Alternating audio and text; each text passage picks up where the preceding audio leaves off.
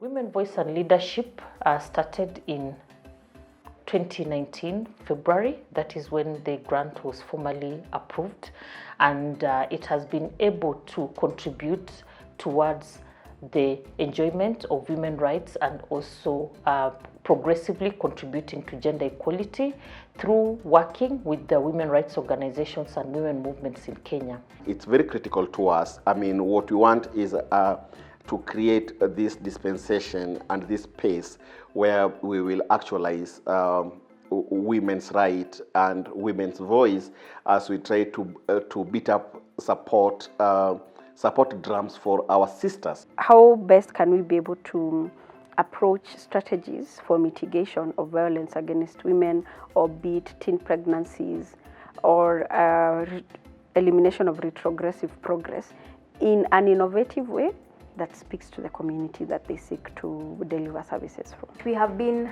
convening women to ensure that the women's movement is continuously giving pushback in regards to the implementation. And the ultimate goal is to see enjoyment of these rights by women and girls, and also institutionalized improvement of women rights organizations and movements, strengthened capacities of women rights organizations, and also the networking and alliance building efforts that are able to sustain a healthy women's movement in Kenya.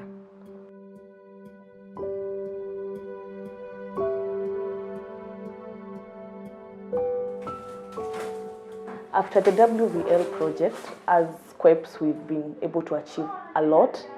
We have been able to prepare policies and manuals that guide us in our day-to-day activities.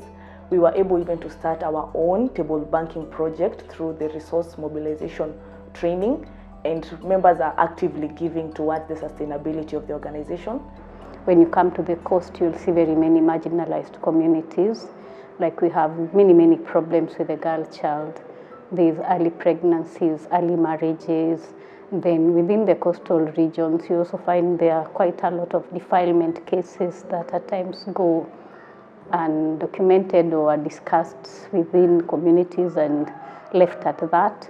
And I've also felt the need to empower our community. When you involve women on politics or leadership, there is a lot of parts that they can help, because whatever happens, a woman is a backbone of a society.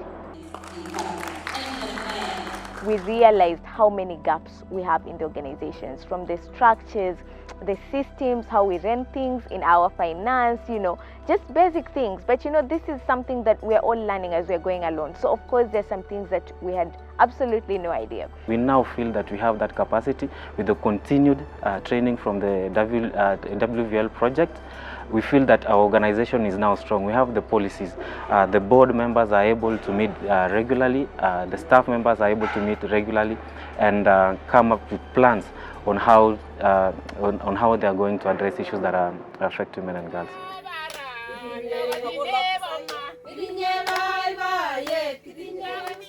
We've been able to also notably see a lot of vibrancy and also efforts towards a sustained women's rights movement that has been able to also provide platforms both at the local level, that is at a grassroots level, national level, and also regional level, to advance advocacy efforts and also networking and alliance building support.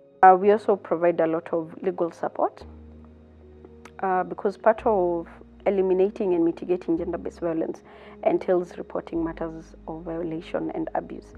And so in the process, we capacity build them on how to refer survivors of gender-based violence.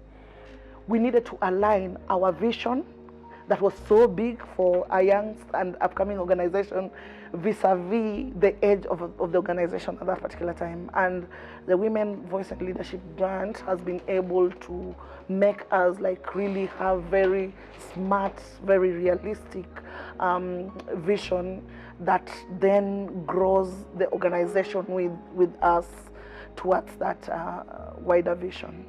We are able to be facilitated to go and reach girls in rural areas, to women in rural areas and empower them on sexual reproductive health, gender-based violence, especially sexual harassment. Yeah. So we are happy that through the WVL project, we have knowledge products that can be used for harnessing evidence. So we get to leverage the voices of women and the contributions of women to the economy. We got a meal officer, we got an HR officer and a finance officer with better way of documenting our progress. We've also notably seen improved programming, and this is seen at scale-up opportunities and sustaining impact at scale. So we've seen organizations, especially women rights organizations at local level, being able to sustain their impact at scale, and also being able to scale up their programming and deepen their different programming areas with the interventions they're doing. We have capacity build the staff, the board members. The staff is now able to do what they know, what they need to do.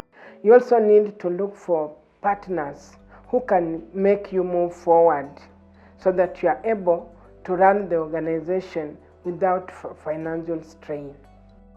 Tena wameweza kutufanyia capacity building kwa staff, ambayo tumeweza kufundishwa maneno ya communication, maneno ya human rights, maneno ya resource, kwa sababu staff wameweza kupata capacity buildings mingi na ndio imetusaidia katika ofisi yetu. The knowledge and skills they are gaining are not just for them, but it's also for them to be able to understand how to design, how to run the office, how to manage projects that would then lead to sustainable development. So for us, it's really a very big impact to see that these women have moved from one stage to another until they are able to express themselves.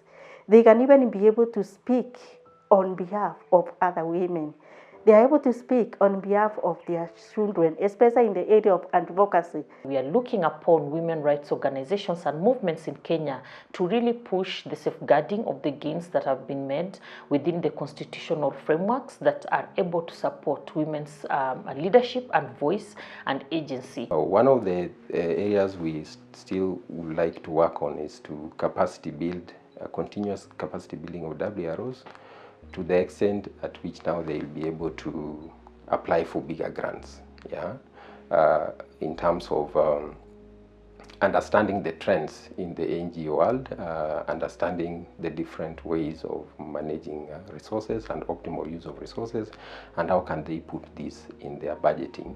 The women rights organizations have also increased in their financial management capacity by digitizing their financial systems, and we have seen a lot of growth in their financial management of the funds that we have sent to them. One of the things that I've actually done with the WROs and our tenant is to attach them to our resource mobilizations manager so that their capacity built in raising their own funding.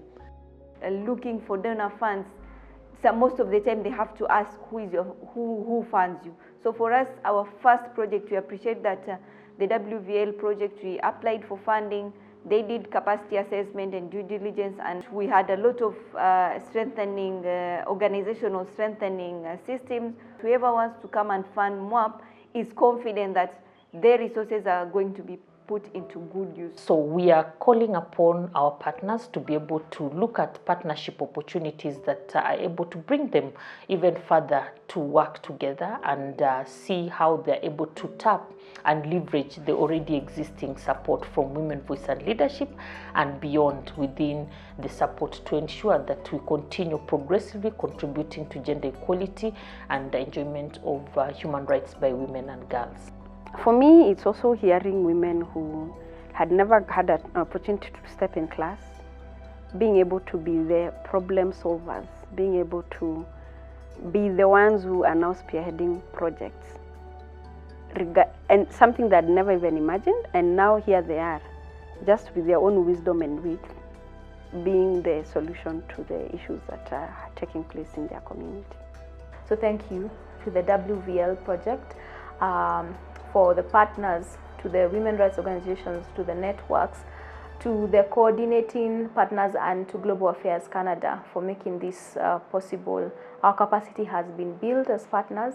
The capacity of women rights organizations has been built, and we look forward to the work that will be done moving on.